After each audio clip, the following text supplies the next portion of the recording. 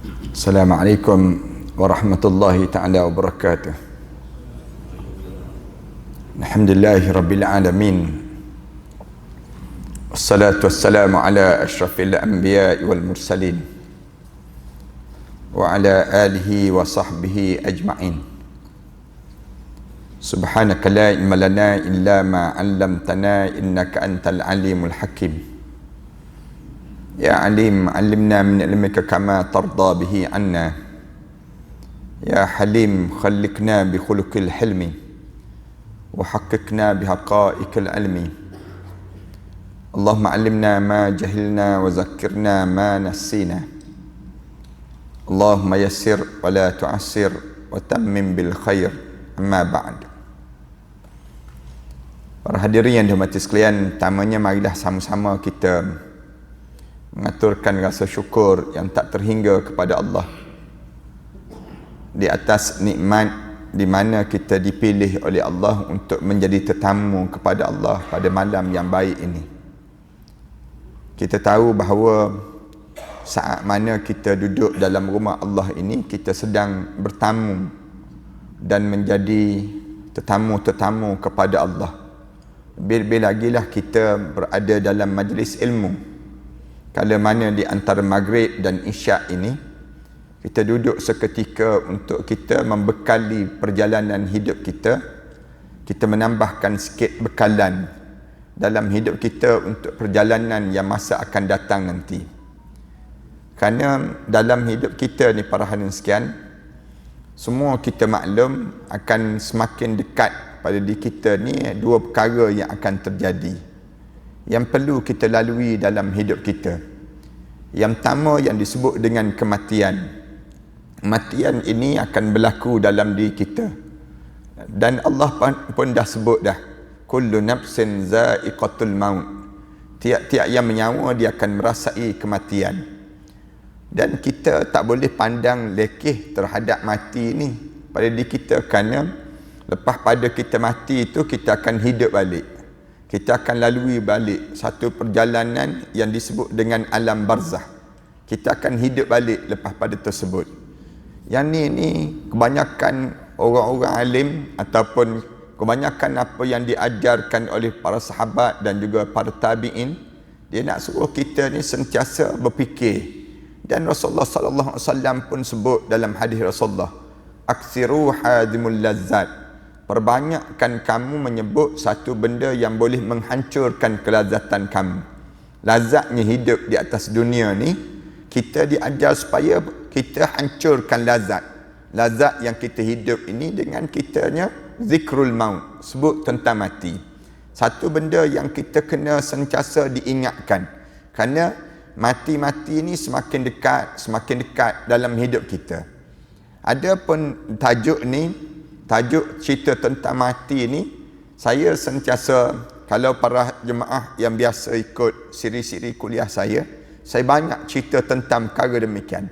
Nak suruh kita ni bersiap untuk kematian.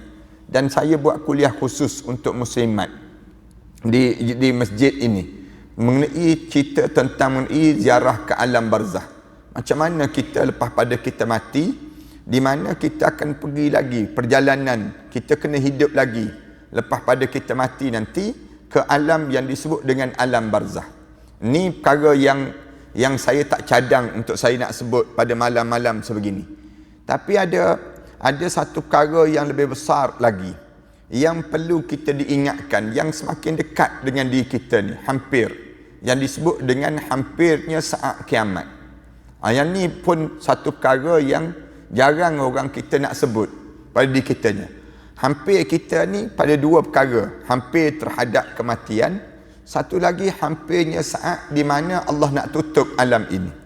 Bila Allah tutup alam ini, maka di waktu tersebut kita akan terus bergerak menuju pada padang mahsyar. Kita akan bergerak terus kepada yang disebut dengan mahsyar.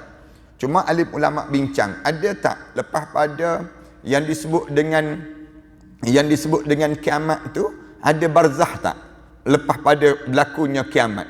Dasar pada peristiwa yang bila berlakunya Allah tutup alam ini, maka lepas pada tersebut manusia ni semua yang hidup ni akan hancur dan manusia akan berada di alam mana di waktu tersebut.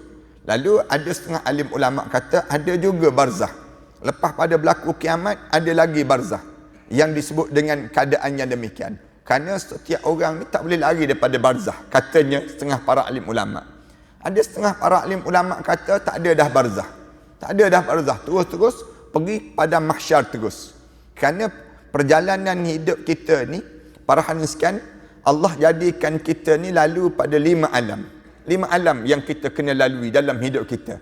Alam pertama, saya pernah sebut pada jemaah-jemaah sekalian. Kita pernah hidup di alam kandungan ibu. Itu alam yang pertama yang pernah kita hidup sebelum daripada ni. Sekarang kita baru hidup di alam kedua baru. Alam kedua ni dipanggil alam fana. Alam yang hancur. Allah sebut dalam Quran, kullu man 'alaiha fan. Semua yang ada atas dunia ni akan hancur. Wa yabqa wajhu rabbika dzil jalali wal ikram. Yang kekal ialah Allah yang mempunyai ketinggian dan kemuliaan. Lepas pada kita hidup di alam kedua ni, kita akan hidup alam yang ketiga. Alam ketiga dipanggil alam barzah. Alam yang kita akan sampai sekejap lagi. Saya akan sampai, tuan-tuan pun sampai. Dan Allah latihkan kita, nak suruh kita ingat yang kita ni akan hidup di alam barzah. Macam mana cara Allah latih kita? Tiap-tiap malam Allah tidurkan kita. Malam-malam kita tidur tu, kita berlatih hidup di alam barzah. Dia panggil demikian. Ini cara yang diajar dalam Islam. Tiap kali mana kita tidur, sekejap lagi kita tidur. Bila kita tidur tu, kita kena ingat, kita sedang dilatih oleh Allah untuk hidup di alam barzah. Sebab tu bila kita nak tidur, kita baca doa. Baca doa apa dia? Bismikallahumma ahya wa amut. Kita baca demikian. Dengan nama kamu ya Allah, aku ni hidup dan aku mati. Kita baca demikian dalam doa kita. Demikianlah kalau kita nak baca doa yang panjang-panjang pun sama jugalah. Dia akan kembali balik kepada kematian. Bila kita nak tidur, kita baca doa yang panjang. Bismillahirrahmanirrahim jambi. Ya Allah, aku letak tu badan aku ni. Lepas pada aku letak badan aku ni, aku iring badan aku ni, kita akan sebut terus wa bika arfa'u. Lepas pada ni kamu akan tarik roh aku ni keluar daripada jasad aku. Bila kita tidur tu, Allah tarik roh kita. Malaikat pun keluar. Malaikat pun keluarkan roh daripada jasad kita. Nyawa ada, nyawa. Waktu mana kita tidur, wa bika arfa'u. Kamu akan angkat roh aku. Lalu kita sebut in amsaktahu faghfir lahu. Ya Allah, kalaulah kamu tahan roh aku ni ya Allah, maka ampunkanlah dosa aku ya Allah. Kita sebut ditakdirkan besok roh ni tak pulang balik dah dalam jasad kita.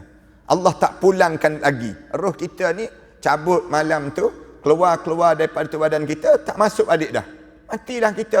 Kita pun sebut terus dekat nak tidur tu, in amsaktahu faghfir lahu. Kalau kamu tahan roh aku ni Allah, ampunkan dosa aku ya Allah. Wa in arsaltahu, kebetulannya besok kamu hantar balik roh aku ni. Lalu kita sebut fahfazhu min ibadikas salihin. Kita pun sebut doa, ya Allah tolong jagakanlah dia tu di kalangan hamba-hamba Allah yang saleh. Ini latihan untuk hidup di alam ketiga, dia panggil alam barzah. Buktinya kita tidur ni latihan untuk ke alam barzahnya. Allah Subhanahu wa taala tak jadikan pada kita ni dalam syurga nanti tak ada dah orang tidur. Tak ada dah orang tidur. Maknanya kalau dalam syurga nanti tak ada orang tidur, maknanya di waktu tak adalah alam lain dah dalam syurga. Kalaulah kita tidur juga dalam syurga, maknanya ada alam barzah. Alam barzah. Jadi Allah jadikan bila orang yang masuk dalam kubur, bila orang masuk dalam syurga, tak ada lagi tidur. Tak ada lagi tidur. Tidur-tidur ni waktu mana kita dilatih saja oleh Allah untuk di atas dunia ni, untuk kita melalui yang disebut dengan alam barzah. Latihan untuk pergi kepada alam yang disebut dengan alam yang jauh lebih besar depan kita ni. Sebab itulah waktu mana kita bangun daripada tidur, kita akan baca doa. Doa apa dia? Alhamdulillahillazi ahyana. Segala puji bagi Allah yang telah menghidupkan kembali aku ya Allah. Ba'dama amatana. Setelah mana aku dimatikan semalam ya Allah. Ujung tu kita sebut terus wa ilaihin nusyur. Lepas pada ni ya Allah, aku ni akan balik juga pada kamu ya Allah. Ini cara kita bila kita dekat nak tidur, kita kena ingat, aku ni Allah nak latih untuk hidup di alam yang ketiga, dipanggil alam barzah. Lepas pada alam barzah, kita kena hidup lagi di alam yang keempat. Kena bangun lagi dipanggil alam mahsyar. Kena bangun di alam yang keempat. Alam keempat ni dipanggil alam mahsyar. Alam yang dibangkitkan balik. Ini keimanan yang mesti kita tanam dalam jiwa kita. Ini aku ni bukan hidup untuk dunia je. Tak cerdik lah kalau dalam hidup di atas dunia ni berkejaran letih kita, ataupun kita ni terjelir-jelir mengejar dunia. Tahu-tahu masuk dalam kubur, kita ni masuk neraka terus. Na'udzubillah min dzalik. Ni tak ada manfaat langsung dalam hidup kita. Saya sentiasa sebut yang ni. Kerana kita ni lepas pada kita hidup di dunia, hidup di alam barzah, kemudian lepas itu hidup lagi di padang mahsyar. Bangun di padang mahsyar. Waktu mana bangun di padang mahsyar, masing-masing sibuk tanya, man ba'atsana min marqadina. Siapa yang bangkitkan kita balik daripada tempat tidur kita? Marqadina. Allah sebut demikian. Allah cerita bila bangun-bangun tu sapu pasir-pasir yang melekat tu badan ini, di tubuh badan kita ni, masing-masing akan sibuk tanya, man ba'atsana min marqadina. Manusia pun sibuk tanya, jin pun sibuk tanya. Bukan manusia je, jin, dua-dua ni, dua makhluk ni yang hidup atas dunia ni akan bangun-bangun tu sibuk tanya, man ba'atsana min marqadina. Siapa yang bangkitkan kita balik daripada tempat tidur kita semalam? Lalu dengar satu jawapan, hadza ma wa'adar rahman wa sadaqal mursalun. Inilah yang telah dijanjikan oleh Allah yang bersifat ar-Rahman, dan benarlah yang disebut oleh rasul-rasul dahulu. Ni kan dalam surah Yasin kan ayat ni. Kita tak berjumpa ayat ni. Sah tak baca Yasin ni panggil. Cuma nak sebutnya pada kitanya, bila kita bangun tu, kita ni dalam keadaan yang sibuk tanya, ni hari apa ni? Bukan kita je tanya. Rasulullah sallallahu alaihi wasallam pun tanya. Bila bangun-bangun saja Rasulullah tanya terus pada malaikat Jibril. Tanya pada malaikat Jibril, ya Jibril, ma hadzal yaum? Jibril, hari ni hari apa ni Jibril? Bangun-bangun di padang mahsyar tu. Lalu Rasulullah tanya terus, ma hadzal yaum? Lalu malaikat Jibril jawab, hadza yaumuddin. Inilah hari yang disebut dengan hari agama. Hari agama ni hari yang kamu kena faham, yang disebut dengan hari pembalasan. Hadza yaumuddin, yang kita sentiasa sebut maliki yaumiddin. Tiap-tiap kali mana kita solat, penguasaan kerajaan yang memiliki hari agama, Allah yang memiliki hari yang demikian. Dia panggil dalam hidup kita je. Lalu kita kena ingat, lepas pada kita hidup di alam mahsyar ni, turun saja malaikat, mula kepung manusia dan juga jin. Manusia dan jin ni dikepung. Bila kena kepung saja, lalu malaikat mula cabar manusia dan juga jin. Ya ma'syaral jinni wal ins. Hei puak-puak jin dan juga manusia. In istata'tum an tanfudhu min aqtaris samawati wal ard. Siapa yang dia rasa ada kemampuan, dia rasa kuat dalam hidup dia, waktu mana bangun sekarang ni, dia ada kemampuan untuk dia lari daripada kepungan ini. In istata'tum an tanfudhu. Kamu boleh lepas daripada kepungan ini.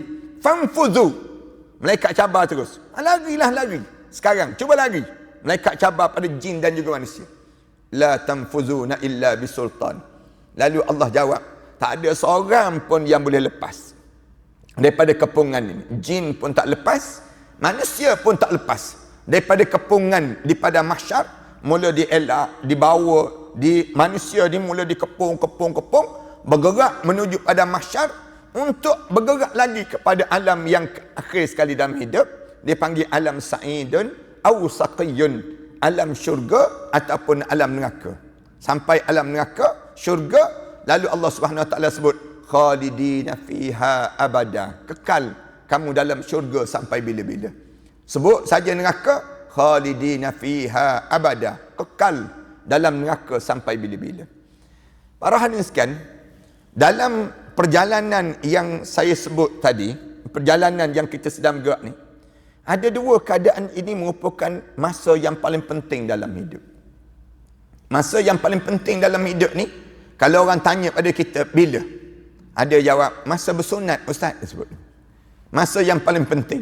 Kita jawab, tak betul tu. Masa bila paling penting? Masa akad nikah. Masa bila paling penting dalam hidup? Kita jawab, orang mukmin kena jawab, masa yang paling penting ada dua masa ni. Yang pertama, masa kematian. Yang kedua, masa yang disebut dengan kiamat. Ni masa yang paling penting dalam hidup. Tak usah ceritalah benda yang lain tu. Kita kata ada benda yang penting dalam hidup ni. Televisyen penting, air penting, kita sebut demikian. Kita jawab semua tu tak penting. Yang paling penting dalam hidup ada dua ni je. Yang menentukan pada diri kita berjaya ke tak berjaya berada dalam syurga Allah Subhanahu Wa Taala. Berjaya ke tak berjaya. Sebab itulah alim ulama dia sentiasa diingatkan oleh Rasulullah sallallahu alaihi wasallam.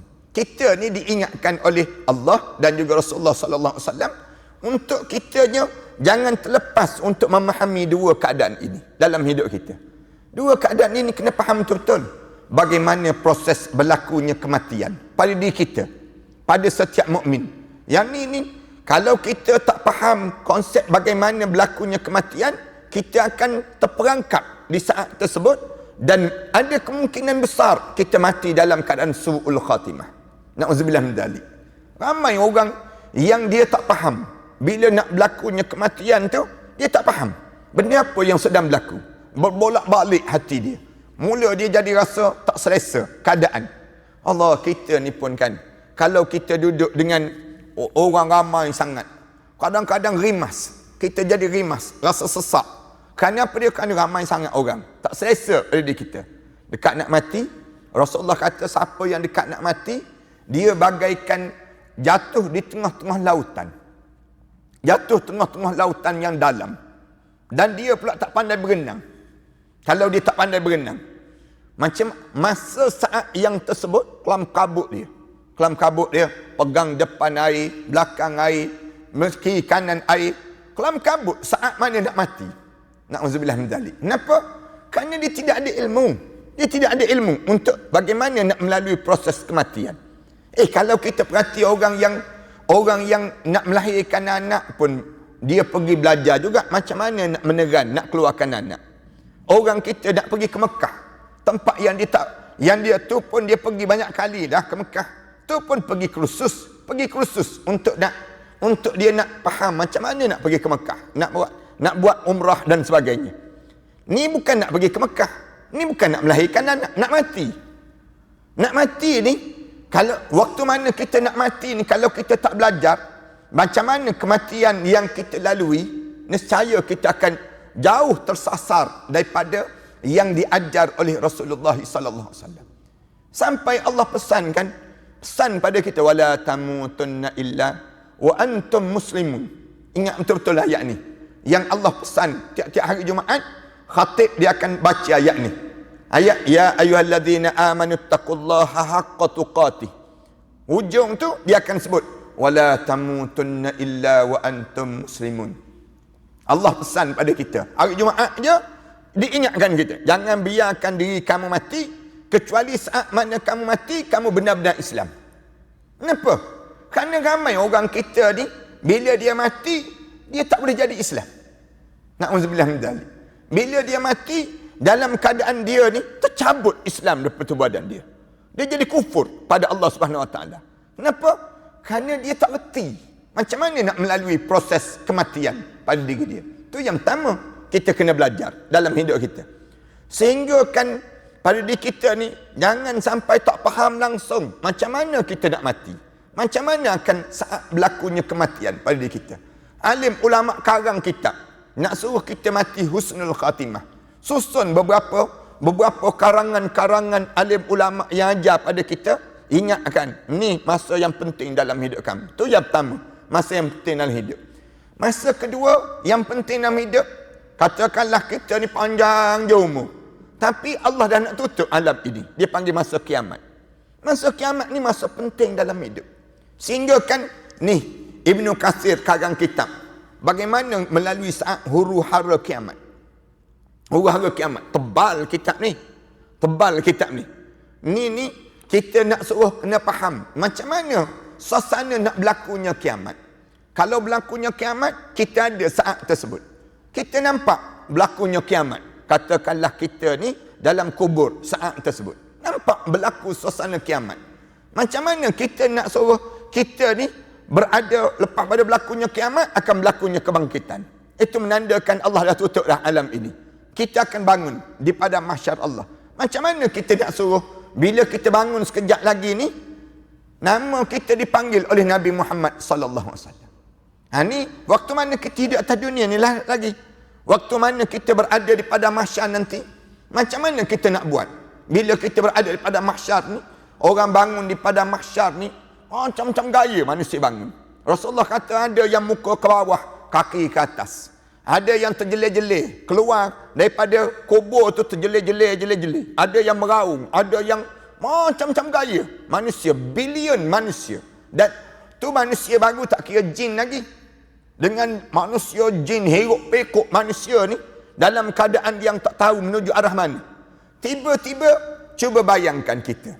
Macam mana kita saat tersebut? Pernah tak dalam hidup kita ni? Waktu mana melayang suatan amalan, di padang mahsyar tu, melayang-layang, tiba-tiba tangan kiri kita ni terangkat. Tangan kiri terangkat. Tangan kanan tak terangkat. Nak buat macam mana saat tersebut? Nak suruh jatuh balik. Tangan kiri kita ni, tiba-tiba tangan kanan pula terangkat. Nak buat macam mana?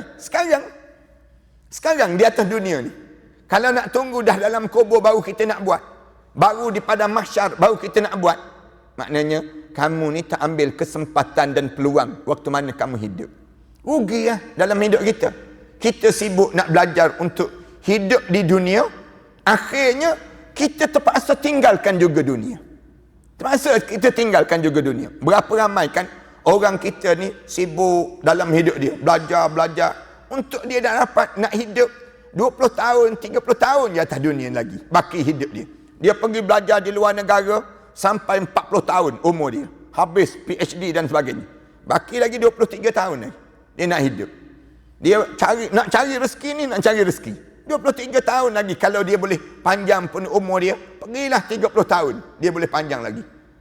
Kenapa dia sibuk untuk dia berusaha nak mempertahankan dia nak hidup atas dunia, sedangkan dia tak berusaha untuk mempertahankan hidup dia di padang mahsyar Allah Subhanahu Wa Taala. Kerana dia tak nak belajar. Tak nak belajar ni. Satu alim ulama dia ajar, hidup kita ni belajarlah.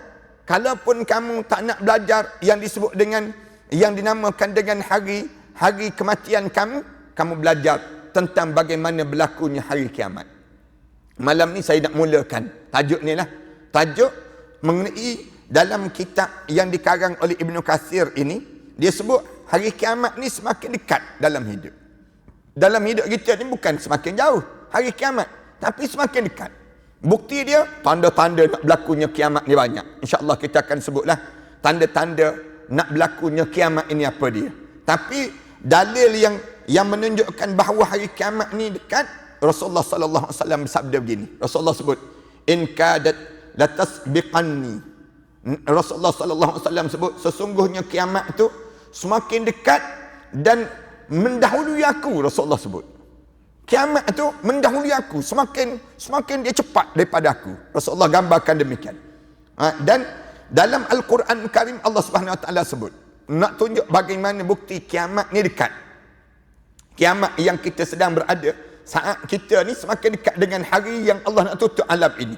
Iqtaraba lin-nas hisabuhum wa hum fi ghaflatin mu'ridun. Ini dalam surah Anbiya ayat yang pertama lagi. Allah Subhanahu Wa Taala sebut, iqtaraba lin-nas, semakin dekat masa manusia itu untuk dihitung amalan-amalan dia. Sepanjang dia hidup atas dunia ni, wa hum fi ghaflatin mu'ridun. Tapi mereka ni, katanya Allah, masih lagi dalam ghaflah. Ghaflah ni maksudnya dalam keadaan kelekaan dan kelalaian. Sibuk lagi dalam hidup. Sibuk duduk depan TV, tengok Tom and Jerry, dia panggil mereka. Habis masa kita dalam hidup kita, ghaflah. Ghaflah ni maknanya apa dia? Leka. Main handphone.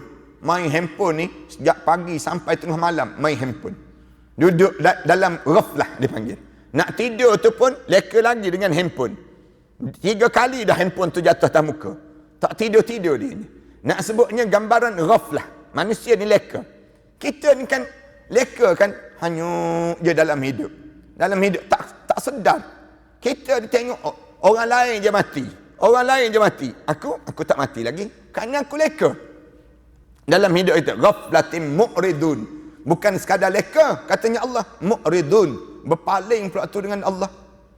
Ni macam kita ni kan. Yang mati 32,000 orang mati. Kerana COVID.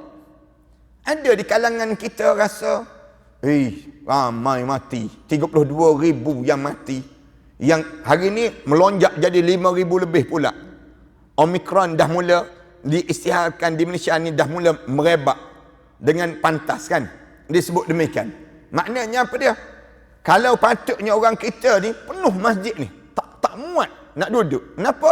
Kerana manusia ni mesti dia sedar. Allah sedang mengajar kita ni. 32,000 mati. Alhamdulillah aku tak mati lagi. Buatnya kita ni di antara nama yang ada dalam senarai 32,000 tu. Misal contohnya, katakanlah kita di kalangan 32,000 sebut, mesti malam ni di antara malam-malam penyesalan kita. Mesti saat ini di antara saat-saat yang sukar sedang kita lalui. Ini nak sebut demikian. Tapi alhamdulillah Allah tak matikan lagi kita. Kenapa? Walaupun Allah tak matikan kita, ada orang kita nak sedar. Mu'ridun katanya Allah. Paling lagi dengan Allah. Masih lagi jauh diri dengan Allah. Yang berjoget tak sedar diri. Yang apa dia? Yang menari. Yang karaoke. Yang minum arak. Sambung balik minum arak. Yang buat maksiat, teruskan buat maksiat. Kenapa? Mu'ridun, berpaling daripada peringatan yang Allah sedang beri dalam hidup ini sendiri. Ini nak sebutnya Allah gambarkan demikian. Demikian juga dalam ayat yang lain Allah Subhanahu Wa Taala sebut, ata amrullah fala tasta'jiluh. Katanya Allah Subhanahu Wa Taala, telah pasti datangnya ketetapan Allah, maka jangan kamu minta untuk disegerakan kedatangannya.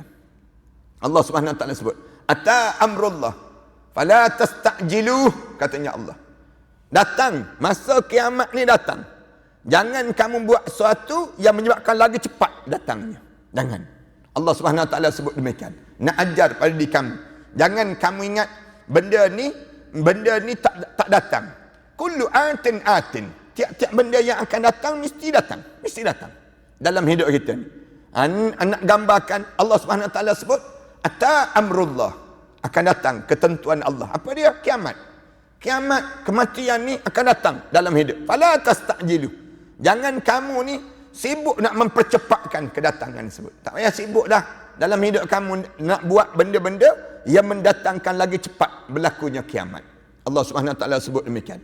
Dalam ayat yang lain, yasta'jilu bihal ladzina la yu'minuna biha wal ladzina amanu mushfiquna minha wa ya'lamuna annaha al-haq. Allah Subhanahu Wa Taala sebut orang-orang yang tidak beriman pada hari kiamat meminta supaya hari kiamat itu didatangkan segera. Allah cerita perangai orang-orang yang dia tak percaya. Mana ada hari kiamat? Kiamat mana mungkin adanya hari kiamat? Dia akan sibuk tanya, bila nak berlakunya kiamat? Yang disebut kiamat ni bila? Dia tak percaya dengan berlakunya kiamat. Lalu Allah Subhanahu Wa Taala sebut, walladzina amanu mushfiquna minha. Manakala orang-orang yang beriman, dia rasa takut akan berlakunya hari kiamat. Itu beza di antara orang mukmin dengan orang yang kafir kepada Allah, yang tak beriman kepada hari kiamat. Mereka orang kafir ni, orang yang munafik ni, hidup dia sibuk tanya, bila ustaz? Yang ustaz sebut kiamat tu bila? Bila nak berlaku? Lambat lagi nak berlaku, katanya mereka. Manakala orang yang beriman, Allah kata bukan sifat demikian sifat mereka. Orang beriman, walladzina amanu mushfiquna minha. Orang yang beriman sentiasa dia timbul dalam jiwa dia, aku ni kalaulah Jumaat ni hari kiamat, habis aku. Dia jadi demikian. Aku ni kalau tengok gaya-gaya ni berlaku, naik je matahari sebelah barat, tenggelam sebelah timur, habis aku. Ni hati dia tu mushfiquna biha. Dia terlampau takut dia dengan keadaan yang akan berlakunya hari kiamat itu sendiri. Wa ya'lamuna annahal haq. Dia tahu kerana peristiwa kiamat ni perkara yang betul yang Allah akan jadikan dalam hidup sepanjang hidup di atas dunia ini sendiri. Nah, kemudian dalam masa yang sama juga setiap Muslim ini kita akan diingatkan bila nak berlaku kiamat tersebut, kita kena ingat kita ni akan dihimpunkan pada hari kiamat bersama siapa yang kita cintai semasa di dunia ini. Ini diajar pada diri kita, ingat terus. Oleh yang demikian, bila kita hidup atas dunia ni, dengan siapa kita sayang? Dalam hidup kita, bila kita nak pergi ke hari kiamat, kita fikir terus, aku mesti bersama dengan orang yang aku sayang. Siapa yang kita kena sayang atas dunia ni? Yang pertama, Allah Subhanahu Wa Taala. Mencintai Allah. Ni sifat orang mukmin. Kena letak kasih sayang dia kepada Allah. Yang kedua, dalam hidup dia letak sayang dia pada Nabi Muhammad sallallahu alaihi wasallam. Ini cara dalam hidup kita. Yang ketiga, cinta kita kepada siapa? Alim ulama yang masih hidup, yang sezaman dengan kita. Ini untuk kita nak pergi ke akhirat Allah. Barulah kita letak orang-orang yang dekat dengan diri kita ni, mak ayah kita, kemudian isteri kita, anak-anak kita, barulah mengikuti lepas tersebut. Ramai di kalangan kita, dia letak cinta dia pada isteri terlebih dahulu. Cinta dia pada yang disebut dengan anak-anak dia terlebih dahulu. Itu yang menyebabkan bila bertembung kehendak Allah dengan kehendak isteri, dia dahului kehendak isteri. Kerana apa dia? Kerana cinta dia pada isteri. Dia cinta dia pada suami. Kehendak Allah dengan kehendak suami.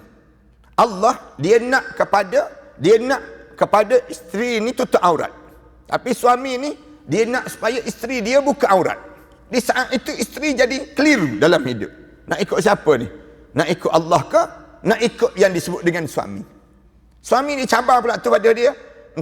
Kalau engkau bungkus-bungkus, jadi macam hantu kom-kom. Disebut demikian. Katanya suami.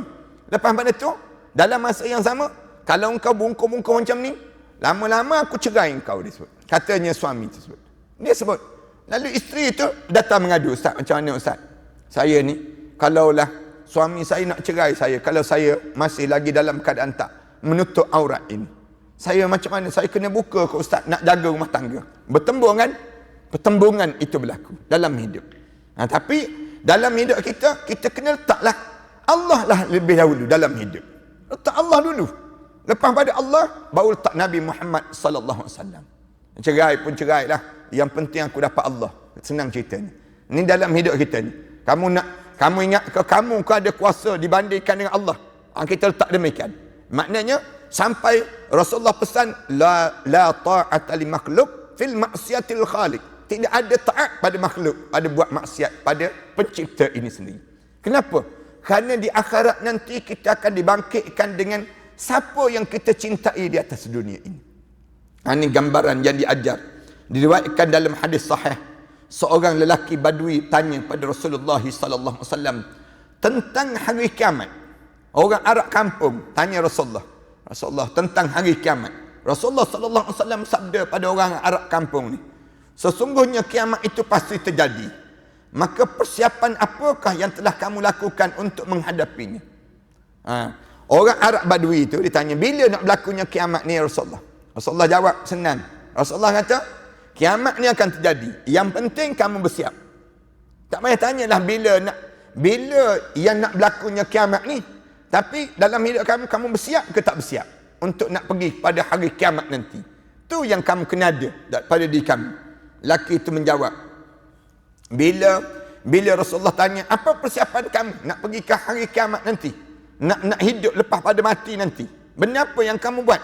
Laki itu jawab, demi Allah ya Rasulullah, aku belum bersedia menghadapinya. Katanya Arab Badui itu dia kata, ya, demi Allah ya Rasulullah, aku tak bersiap lagi untuk ke sana ya Rasulullah. Dan kita pun sama jugalah. Kalau Rasulullah tanya kita lah pada malam ni, amalan apa yang kamu bersiap sekarang? Tak ada ya Rasulullah. Mesti kita jawab, tak bersiap lagi ya Rasulullah. Tak ada lagi. Rasulullah tanya balik, kamu nak balik kampung bersiap? Kamu nak sampai hujung bulan kamu siap? Raya Cina pun kau bersiap, katanya. Raya Cina pun kamu bersiap. Yang nak mati kamu tak bersiap. Pelik kan dalam hidup kita. Untuk hidup di dunia kamu bersiap. Untuk hidup di akhirat kamu tak bersiap. Rasulullah sallallahu alaihi wasallam lalu baik dengan melakukan banyak solat maupun amalan yang lain. Tapi ya Rasulullah, Arab Badui ni sebut, tapi ya Rasulullah, ada benda yang aku letak dalam jiwa aku. Apa dia? Aku mencintai Allah dan Rasulnya. Katanya Arab Badui ni jawab pada Rasulullah, Rasulullah, semayang aku tak berapa nak jaga lagi, puasa tak berapa nak ada lagi, tapi aku ni Rasulullah, ada benda dalam jiwaku, aku terlampau mencintai Allah dan mencintai Rasulnya. Arab Badui itu jawab demikian. Rasulullah jawab, kamu akan dihimpunkan bersama orang yang kamu cintai. Kamu akan bersama dengan siapa yang kamu cintai di atas dunia ini. Di atas dunia ni kita cari dengan siapa yang kita sentiasa cintai dalam hidup. Kalau kita cintai Shah Rukh Khan tiap-tiap hari kan, pasang lagu-lagu Hindustan tiap-tiap hari, bangkit nanti dengan Shah Rukh Khan senang kita. Dengan siapa kita cintai atas dunia, dengan siapa yang kita sayangi atas dunia ini. Kalau kita cintai orang-orang saleh, orang-orang alim, dengan dia lah kita bersama dengan dia di akhirat nanti. Ni kena pupuk dalam jiwa kita, kena sentiasa serta dalam jiwa kita. Jangan caci orang alim, jangan maki orang saleh.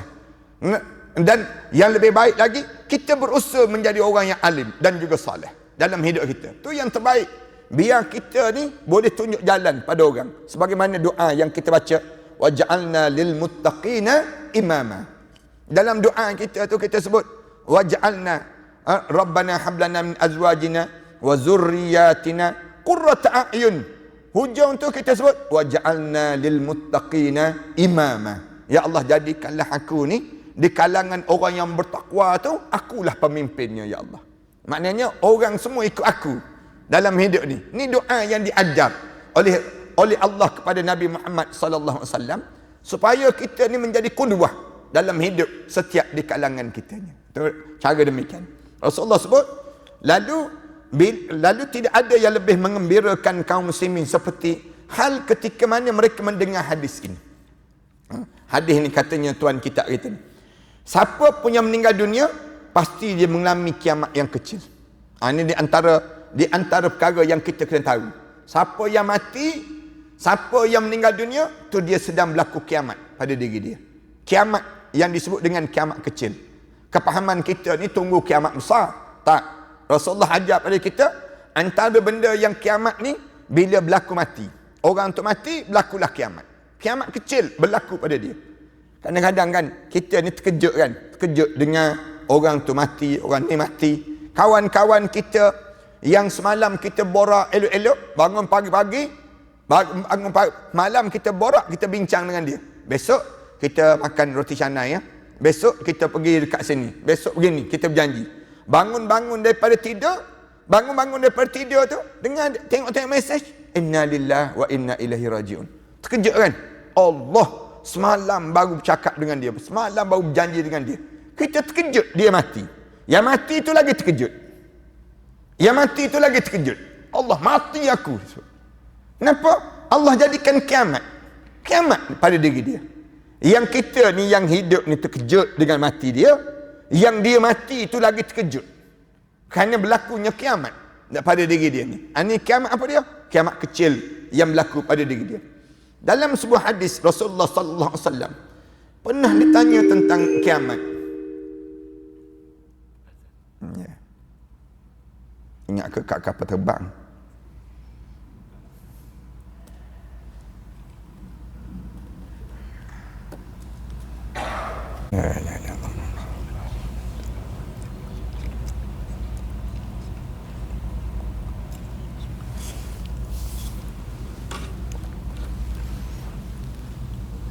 Jemaah sekalian, kita sambung sikit lagi lah. Di mana kita sebut tentang mengenai bila berlakunya kematian ini, maka seseorang tersebut akan terus kepada yang disebut dengan hari akhirat dalam hidup dia. Mati saja anak Adam ini, bila kita mati saja, maka kita akan mula melalui perjalanan-perjalanan yang kita akan berada dalam suasana akhirat. Di saat tersebut tidak ada lagi suasana dunia yang kita rasai bila kita mati ini. Berdasar pada hadis Rasulullah sallallahu alaihi wasallam, Rasulullah sebut, sesiapa yang meninggal, maka dia telah datang hari kiamat untuk dia. Rasulullah sebut demikian. Maknanya apa dia? Dalam hidup kita ni, bila berlaku saja kematian, maka orang tu pergi ke akhirat terus. Itu di antara perkara yang demikian. Demikian juga dalam hadis yang lain. Rasulullah sallallahu alaihi wasallam sebut, khamsun la ya'lamuhunna illallah. Ada 5 kunci rahsia yang tak tahu kecuali Allah yang tahu. Ada 5 benda yang Allah sengaja sembunyikan daripada manusia. 5 perkara ni tak ada pun orang tahu kecuali Allah yang tahu. Walaupun kita hidup di atas dunia. Rasulullah lalu Rasulullah baca satu ayat Quran dalam surah Luqman, ayat yang ke-14. Rasulullah sallallahu ayat yang ke-34. Rasulullah sallallahu alaihi wasallam sebut, innallaha indahu ilmus saah. Sesungguhnya yang pertama yang tahu tentang hari kiamat ni Allah. Ni memang Allah sengaja sembunyikan bila nak berlakunya hari kiamat. Yang kedua, wa yunazzilul ghais. Yang kedua, dalam pengetahuan dan dialah yang menurunkan hujan. Hujan ni pun kira-kiranya tak ada siapa yang tahu nak turun kat mana, walaupun buat ramalan, buat kajian dan sebagainya. Allah Subhanahu wa taala jadikan demikian. Wa ya'lamul ghais wa yunazzilul ghais wa ya'lamu ma fil arham. Yang ketiga, tak ada siapa pun yang tahu yang nak dijadikan oleh Allah, lelaki ke perempuan dalam rahim tersebut. Tak ada seorang pun tahu. Wa ya'lamu ma fil arham. Lepas pada dah lama, dah sikit, dah cukup 4 bulan 10 hari, baru tahu lelaki ke perempuan. Tu pun dalam teknologi kita sekarang ni. Tapi waktu mana nak buat tu, nak jadikan lelaki ke perempuan tu, tak ada siapa pun yang tahu. 3, wa ma tadri nafsum madza taksibu ghadan. Yang ketiga, yang keempat, kamu tak tahu benda apa yang akan berlaku pada keesokan hari dalam hidup kamu. Kerja-kerja besok ni tak ada seorang pun tahu bagaimana keadaan apa yang akan kita lalui. Madza taksibu ghadan. Usaha apa yang akan berlaku dalam hidup kita. Kemudian yang kelima, wa ma tadri nafsun bi ayyi ardin tamut. 5 ni rahsia yang Allah jadikan, dan kamu tak tahu bumi mana yang kamu akan mati. Tak sangka langsung dalam hidup kita kan. Kita datang, kita asal orang Kedah, tapi tak sangka pun nak duduk dalam kawasan kelapa sawit ni dipanggil. Dalam hidup kita datang, Allah datangkan kita. Mati tak tahu lagi. Boleh jadi di perkuburan Baqi' pun tak tahu. Mudah-mudahan demikianlah insya-Allah. Kita ni dapat demikian. Mudah-mudahan dalam hidup kita. Tak mati kat mana pun tak tahu. Bila dekat nak mati tu, dia jadi kita ni bersungguh-sungguh nak pergi mati tempat tersebut. Allah akan gerakkan jadi demikian. Yang menyebabkan mati kita. Waktu mana kita mati tu, kita je Allah jarakkan daripada tempat kita lahir dengan tempat kita mati. Seluas itulah syurga kita yang Allah sediakan untuk diri kita. Sebab tu kita jangan rasa ralat. Kalau mati jauh, kita kata mati jauh, nak suruh bawa balik juga jenazah, tak perlu dah.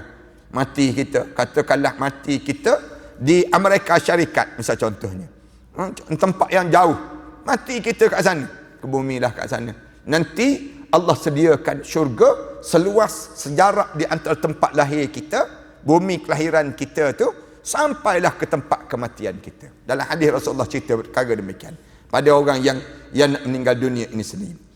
Tapi kalau kita tanya lagi, apa tanda nak berlakunya, nak menjelangnya hari kiamat? Yang tanda-tanda yang besar. Di antara tanda yang besar sikit, kita sebut sikitlah tanda yang besar. Bila kebaikan dan keburukan silih berganti.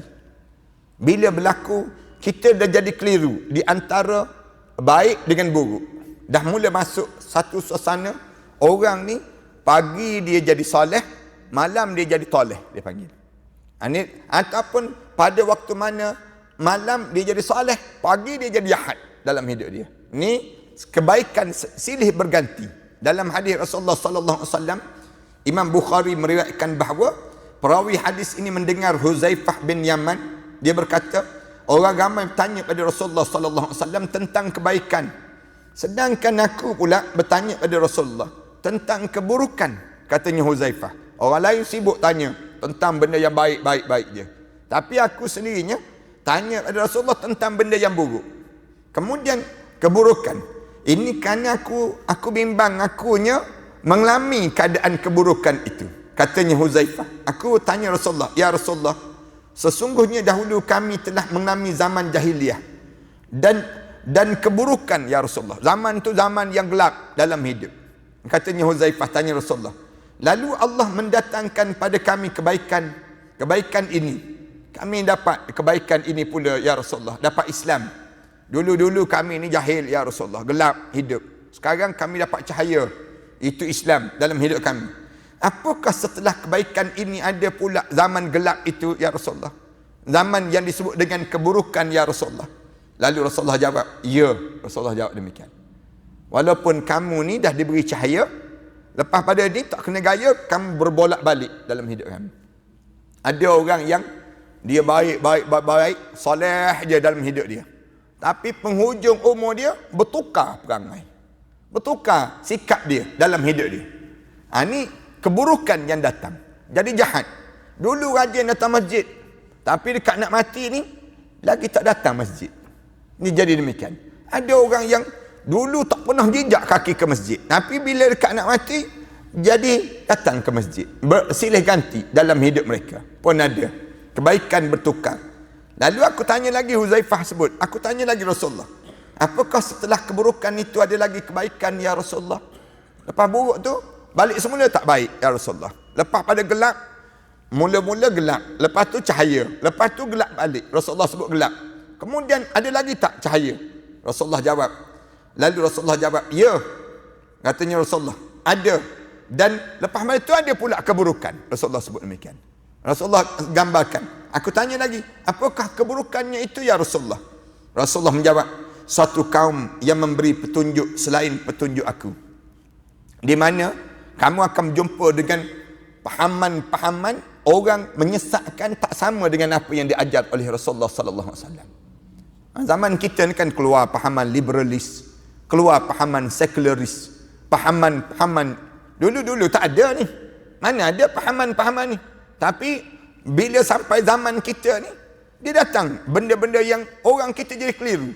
Ni nasionalis ni boleh juga ni kot disebut. Ni sekularis ni tak ada masalah pun dalam hidup. Dia akan rasa demikian. Yang terbaru baru ni kan, bila ada orang sebut mari kita buat sambutan hari agama sedunia dia panggil. Kan ada orang kita. Dia ni bukannya orang biasa-biasa, profesor. Nak sebutnya demikian. Boleh dia buat demikian. Sambut hari agama sedunia. Semua agama ni tak sama saja. Kita pun jadi keliru. Boleh juga ya kita buat sambut. Padahal Allah dah sebut dah, lakum dinukum waliyadin. Bagi kamu agama kamu, bagi mereka agama mereka dah. Yang kitanya agama kita. Innad dina indallahil Islam. Hanya ada satu je agama yang diterima di sisi Allah, ialah Islam. Itu cara demikian. Di antara mereka ada yang dikenali dan ada pula yang tidak dikenali. Rasulullah sebut demikian. Ada kadang-kadang kita boleh kesan dia. Kadang-kadang kita tak boleh kesan dia. Lalu Huzaifah tanya lagi, apakah setelah kebaikan itu masih ada lagi keburukan pula ya Rasulullah? Zaman silih berganti dalam hidup ni. Ada pula keburukan ya Rasulullah? Rasulullah menjawab, ya. Iaitu para penyeru yang ada di pintu-pintu neraka Jahannam. Orang ajak, alah tak payah pedulilah kepada Islam tu. Tak payah ikutlah agama tu dalam hidup. Penyeru-penyeru kepada neraka Jahannam. Orang minum arak tak malu-malu sekarang ni. Orang yang bahkan dia bertaruh di antara peminum arak. Siapa yang paling minum yang paling banyak? Siapa yang paling hebat menuang arak? Misal contoh. Ni penyeru-penyeru kepada neraka Jahannam. Orang yang berjudi tak malu-malu. Orang yang tak tutup aurat, tak segan, tak malu dia tak tutup aurat dalam hidup dia. Menandakan apa dia? Dia sedang menyeru kepada neraka Jahannam. Lalu terpengaruh dalam hidup manusia ni. Dia kata boleh, kita ikut je keadaan demikian. Barang siapa yang memenuhi seruan mereka menuju ke neraka itu, maka mereka melemparkannya untuk masuk ke dalamnya. Rasulullah sebut demikian. Kamu kena ingat, kalau kamu ikut mereka tersebut, kamu akan terjunam ke dalam kawah api neraka Allah. Bayang orang Islam tak percaya pada orang Islam. Dia pergi percaya dengan si kafir lagi. Zaman kita.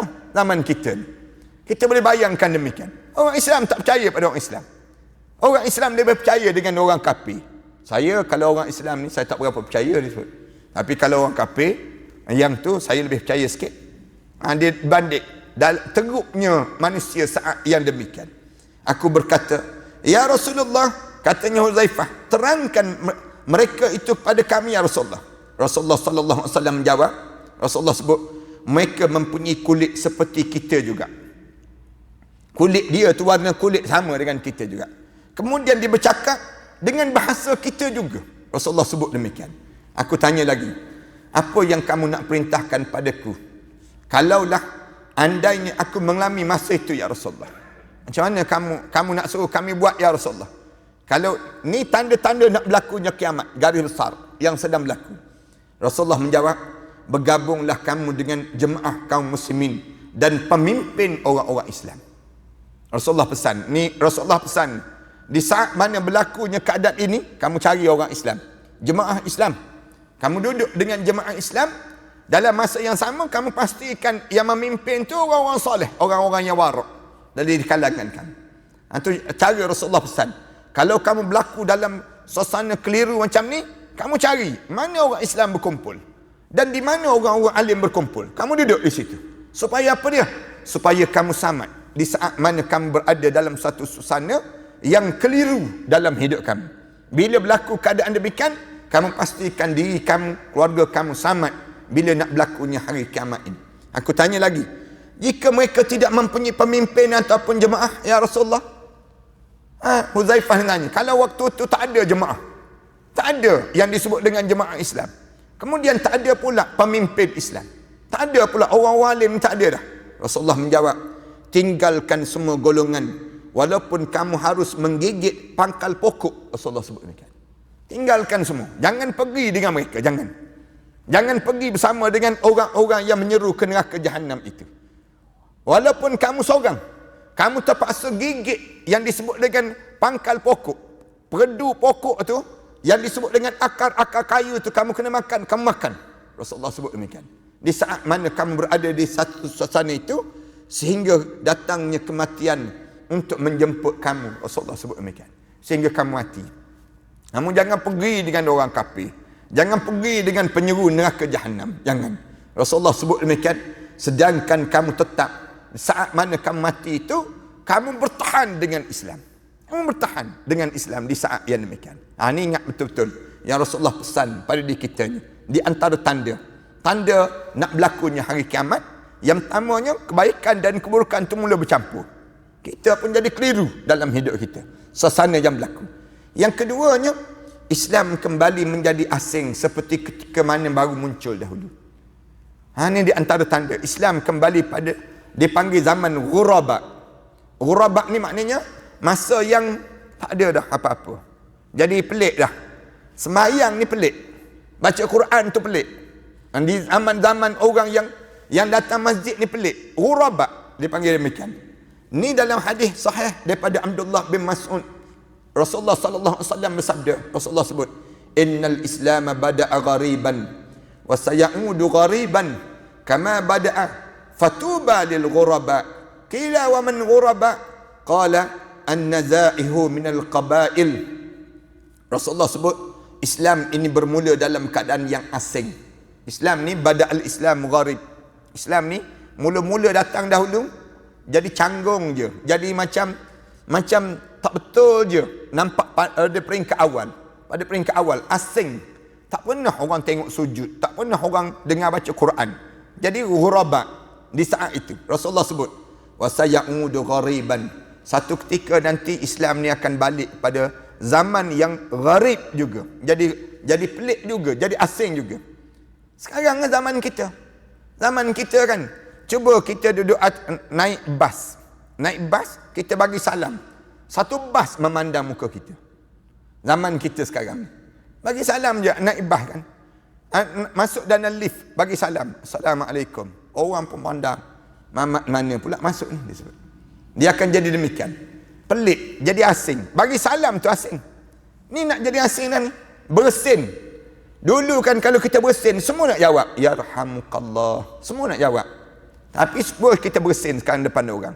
Semua lari semua. Kenapa lari? Covid dah tu, Covid. Mula kita kembali jadi asing. Jadi pelik di kalangan kita. Datang masjid pun pelik. Duduk semayang, pelik kan? Kita tak terbayang kita nak jadi macam ni. Semayang jarak-jarak je sama-sama kita. Tak boleh nak bersalam dah. Sekarang ni, sama-sama lelaki tak boleh nak bersalam. Sama-sama perempuan tak boleh bersalam. Kenapa? Nanti kan kena COVID. Bukan, takut batalai semayang disebut.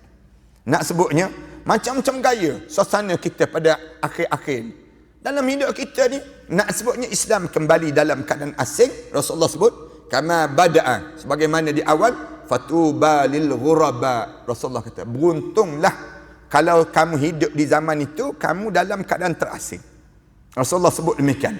Kamu je ada baca Quran kuat-kuat. Kadang-kadang kamu seorang je berjalan semayang subuh pagi-pagi. Jalan. Orang lain sibuk nak jogging pagi-pagi. Yang kamu jalan pergi ke masjid nak semayang.